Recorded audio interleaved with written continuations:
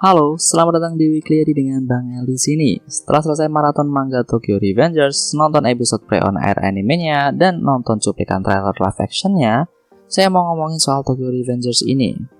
Oh ya, konten kali ini akan mengandung spoiler, jadi bagi kalian yang tidak mau terkena spoiler, silakan untuk stop nonton dari sini ya. Oke, putar dulu intronya, Bray.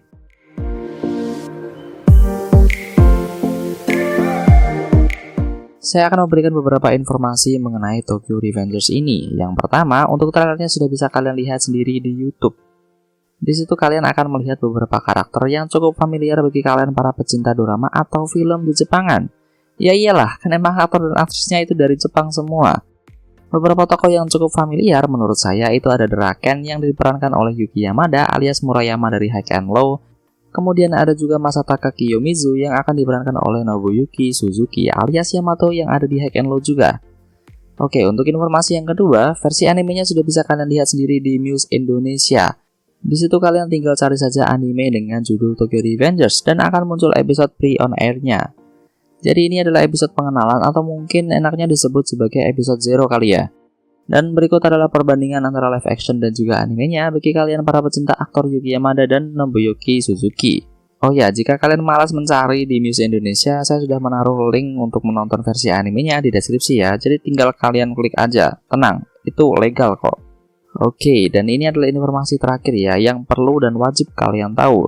Anime atau live action ini memang ada unsur baku hantamnya, tapi saya harap kalian tidak terlalu mengharapkan scene yang epic, apalagi dari si Draken. Entah episode atau filmnya akan sampai mana saya juga nggak tahu, tapi kalau scene-nya nanti sampai adegan perang, setidaknya mungkin ada beberapa scene dari si Draken atau Murayama yang cukup epic. Oke, saya di sini akan memberikan gambaran singkat mengenai Tokyo Revengers ini.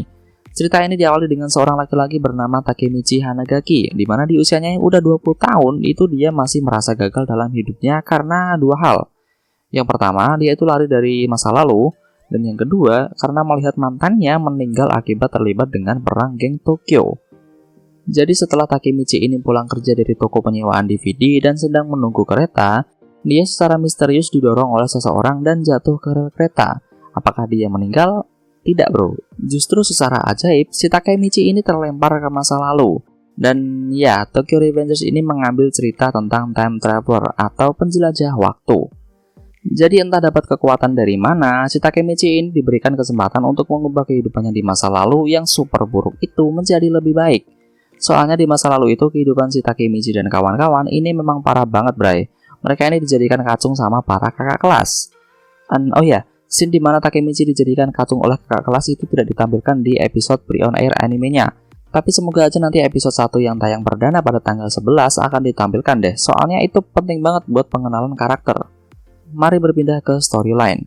Jadi setelah Takemichi ini terlempar ke masa lalu, dia itu masih mengingat secara persis kejadian yang dia dulu alami, bahkan sampai tanggalnya aja dia itu ingat.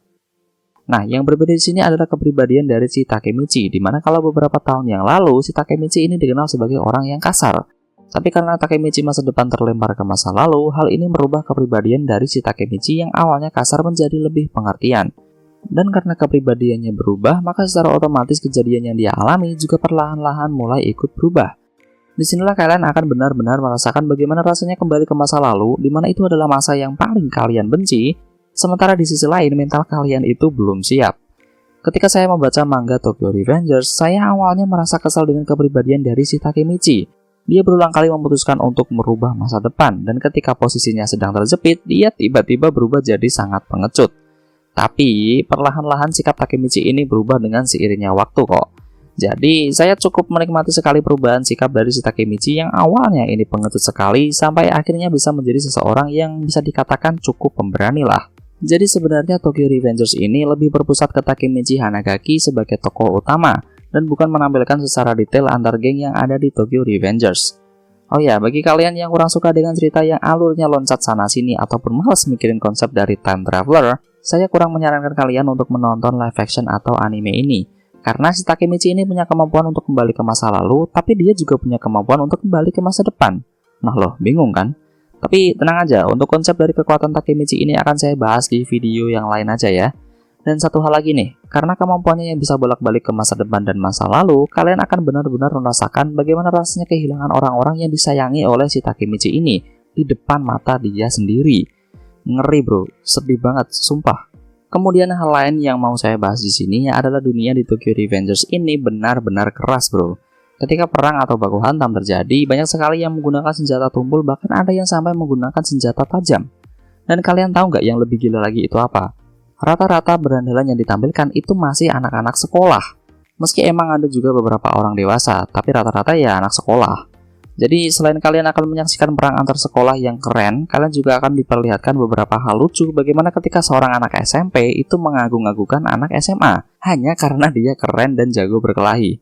Bocil banget kan? Dan oh ya, tadi saya sempat menyinggung soal perang ya. Jadi di Tokyo Revengers ini memang terdapat beberapa geng anak-anak SMA. Hanya saja ada beberapa yang tidak disebutkan gengnya itu dari SMA mana. Jadi kalian nggak perlu pusing mikirin si A ini dari SMA mana atau si B ini dari SMA mana. Cukup kalian ingat saja nama-nama geng yang ada. Di sini saya juga akan menjelaskan sedikit beberapa geng yang ada di Tokyo Revengers. Geng yang pertama adalah Touman.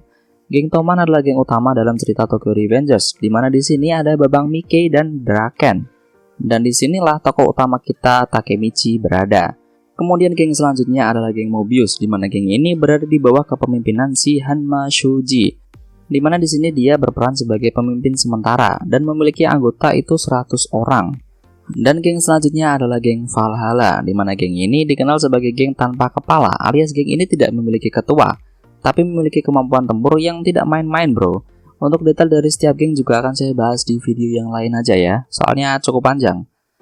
Untuk penutup, sekali lagi, bagi kalian yang suka dengan anime atau live action dengan cerita yang cukup rumit, karena emang menurut saya itu ceritanya agak rumit, tapi masih mengandung unsur baku hantam yang keren, apalagi ini mengambil latar anak-anak sekolahan dan juga geng atau kelompok pelajar.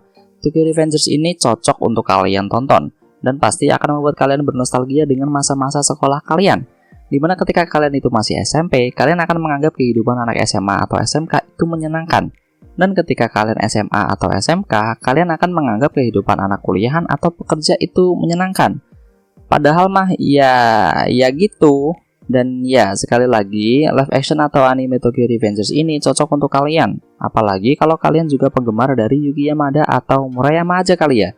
Soalnya saya kenalnya cuma Murayama. Tapi bagi kalian yang kurang suka dengan cerita yang kompleks atau alur yang maju mundur, saya sarankan kalian untuk nonton bagian baku hantamnya aja. Karena sejauh manganya rilis itu sudah ada 2 perang yang terjadi. Dan itu ada beberapa scene dari Draken yang epic ataupun dari Babang Mickey yang cukup epic juga. Dan oke, sekian dulu pembahasan dari Bang El ya. Semoga kalian suka dengan pembahasan kali ini. Terima kasih.